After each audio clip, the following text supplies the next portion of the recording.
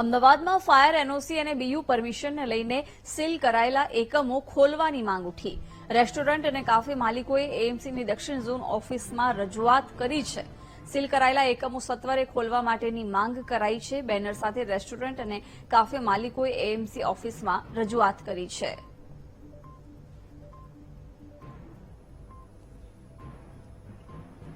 અમદાવાદમાં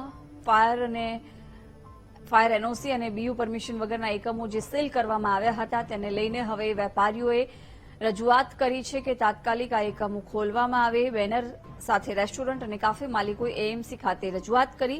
વિગતો મેળવીશું સંવાદદાતા દીપક પાસેથી। દીપક, વેપારીઓએ પોતાના દુકાનો ખોલવા માટેની માંગ કરી છે, શું અપડેટ?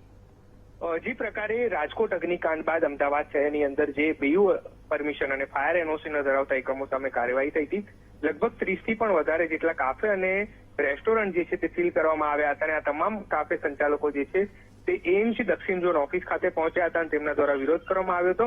તેમની માંગ છે કે તેમના કાફે જે છે તે ખોલવામાં આવે। જે પતરાવાળા શેડ હોય છે તેમાં બીયુ પરમિશનની જરૂર જે છે તે ન હોવી જોઈએ તેવી માંગ તેમની દ્વારા કરવામાં આવી અને વિરોધ જે છે તે ત્યાં કરવામાં આવ્યો ને જે તમામ માંગણીઓ છે તે તેમની અધિકારી સમક્ષ મૂકી હતી।